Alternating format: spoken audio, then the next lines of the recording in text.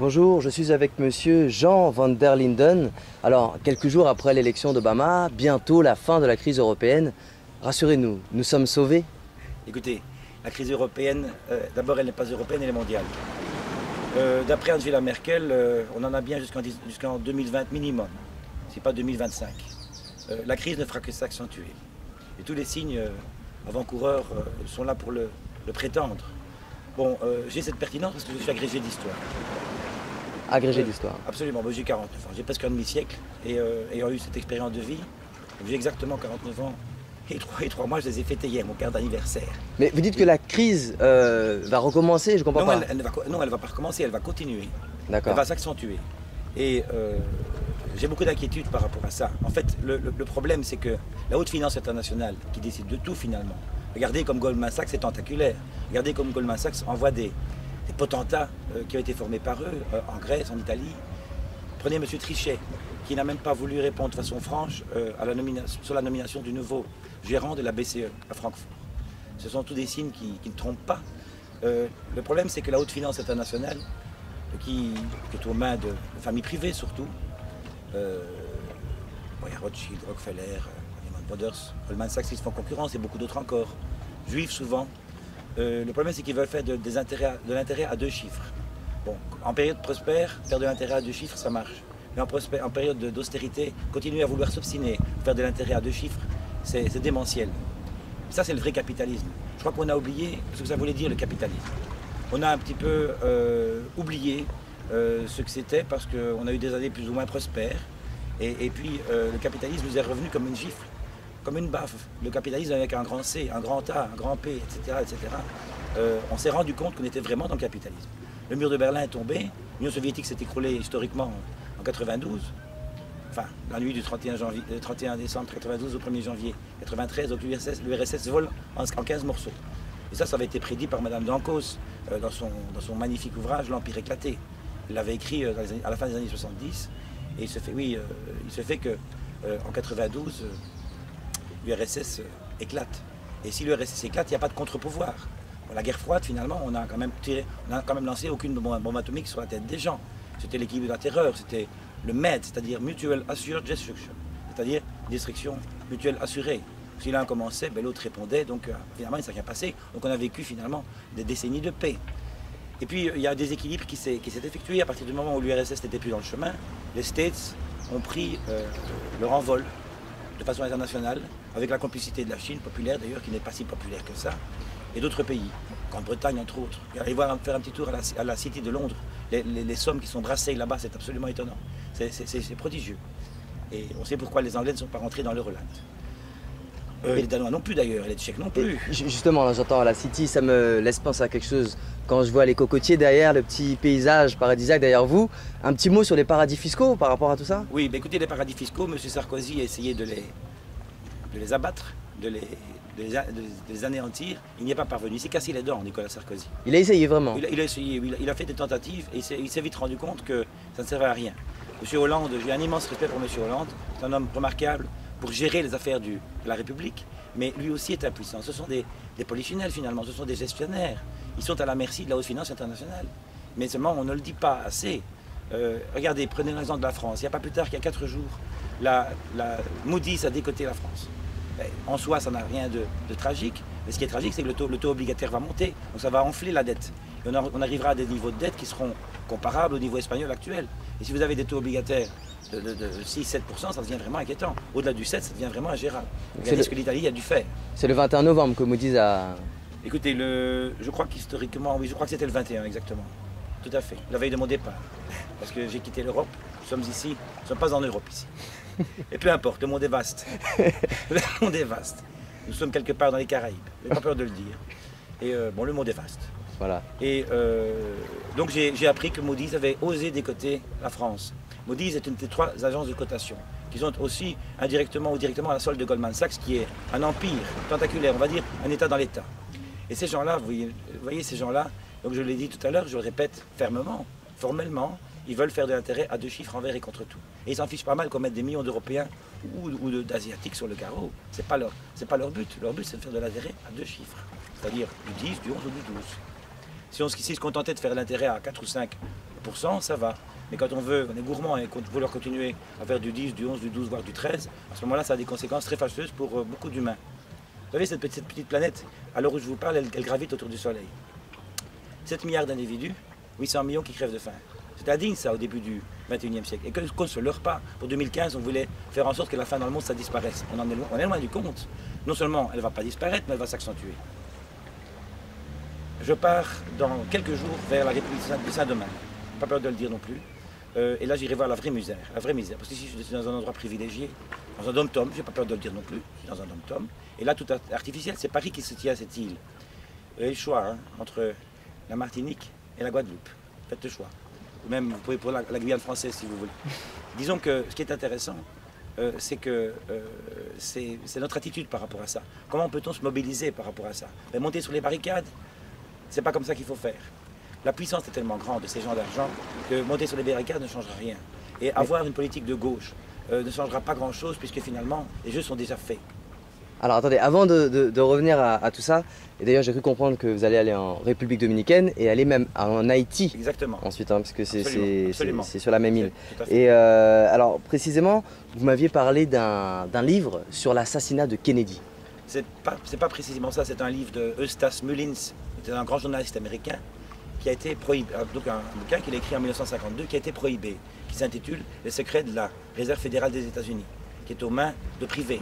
John Kennedy a voulu, on a cru que John Kennedy avait été assassiné à cause de la mafia cubaine. On connaît ce qui s'est passé à Cuba, on sait ce qui s'est passé à Cuba. On a inventé plein de trucs là-dessus. La mafia, c'est pas vraiment ça. C'est bien plus... Mullins l'exprime de façon remarquable dans son ouvrage de 438 pages, donc qui a été écrit en 1952, qui a fait l'objet de poursuites judiciaires, qui a été traduit en 2010 par un Français. C'est plus accessible, parce qu'au moins, un livre en américain qui est traduit en français, c'est toujours fort intéressant. Mais que dit-il? Que dit-il? Écoutez, en substance, il dit que John Fitzgerald Kennedy, j'avais à peine 2 mois quand il a été assassiné, 2 mois et 15 jours exactement, comme ça vous savez exactement mon âge. Eh bien, ma mère préparait mon biberon quand elle était catastrophée en attendant que le grand président avait été donc, assassiné. Et maintenant, nous savons déjà pourquoi il le fut. Parce que Mullins écrit en 52, mais il réécrit plus tard une deuxième édition de son livre, postérieure à 63 évidemment. Parce que parler de l'assassinat de Kennedy en 52, c'est un peu Madame Soleil. Mais que dit-il? Alors que dit-il exactement? Il dit que M. John Kennedy voulait faire en sorte que l'État américain puisse battre monnaie, c'est-à-dire émettre des billets verts.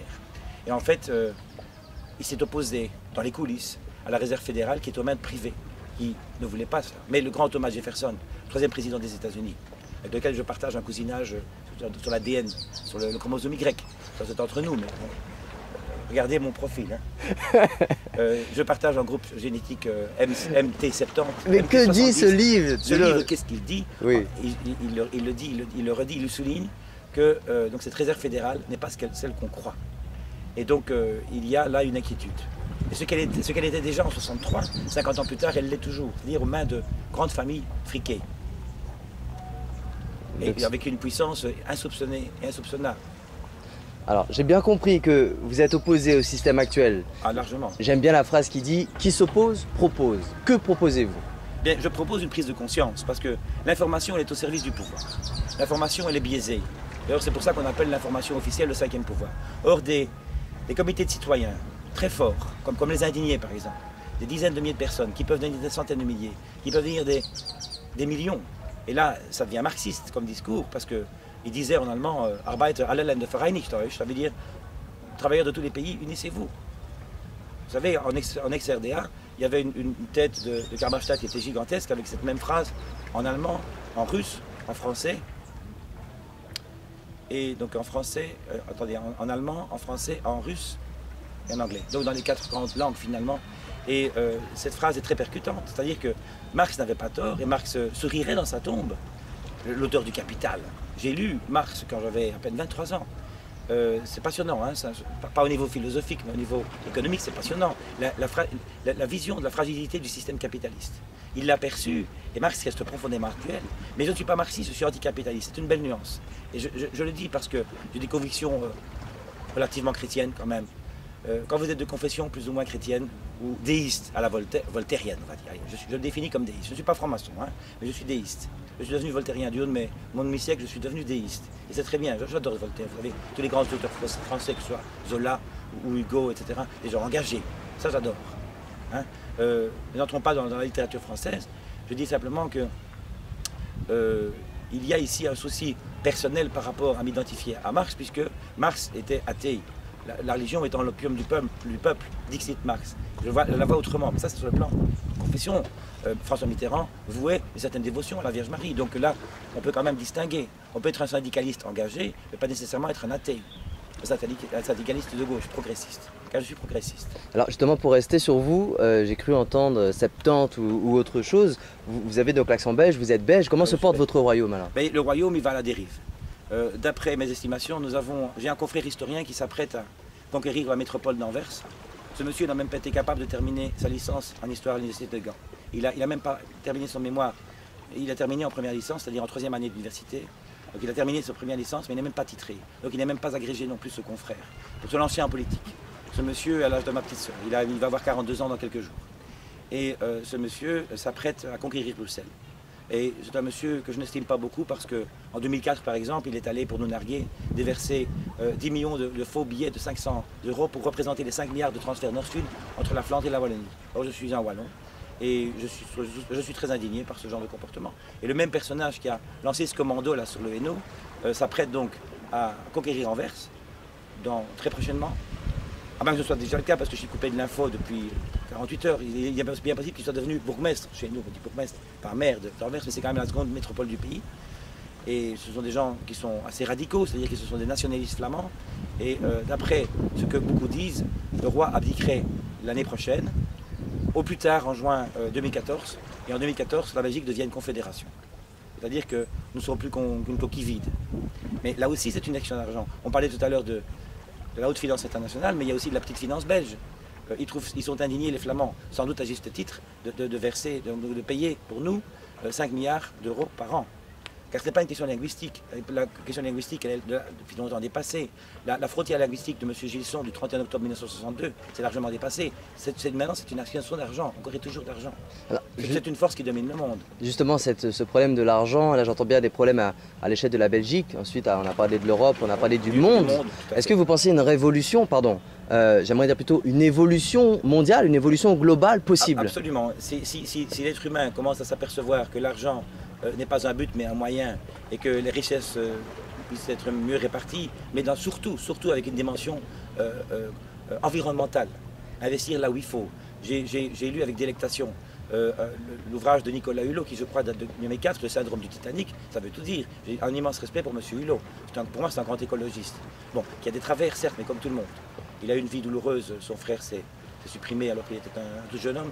Et puis il a décidé de photographier des beaux coins de la planète et d'observer l'évolution justement environnementale. Mais non d'une pipe, je disais tout à l'heure que nous étions une planète, 7 milliards d'individus, que nous soyons 5 milliards, 7 ou 9, ça ne change rien à la chose. Le pire, c'est que l'environnement se dégrade. C'est-à-dire, à quel monde allons-nous laisser à nos enfants? On n'a jamais vu un être humain qui mangeait un billet de 100 $ ou de 100 €. Et ça, c'est une prise de conscience mondiale qui doit se faire, et parallèle, corrélative à ce que je viens d'expliquer. Donc moi, je suis, disons, progressiste, mais dans le sens écolo, parce que je ne peux pas en même temps voter pour les socialistes, par exemple, et pour les rouges et pour les verts. Il faut bien faire un choix. Donc je vote en tête de liste depuis 9 ans pour les verts. Parce que c'est une urgence, c'est le vote de l'urgence. Et tout ça fait partie d'un grand bazar. Il faudrait qu'une révolution mondiale dans ce sens-là. Il faut une prise de conscience que la Terre, on l'emprunte à nos enfants. Monsieur, oui. Merci beaucoup. Prie. Bonne continuation. C'est gentil. Et puis on espère que cette vidéo sera un maximum partagée, parce que même s'il y a des informations qui peuvent être contestées, commentées ou d'autres arguments, l'important c'est qu'on échange puisse s'exprimer et que l'on construise. Merci monsieur. Je vous en prie.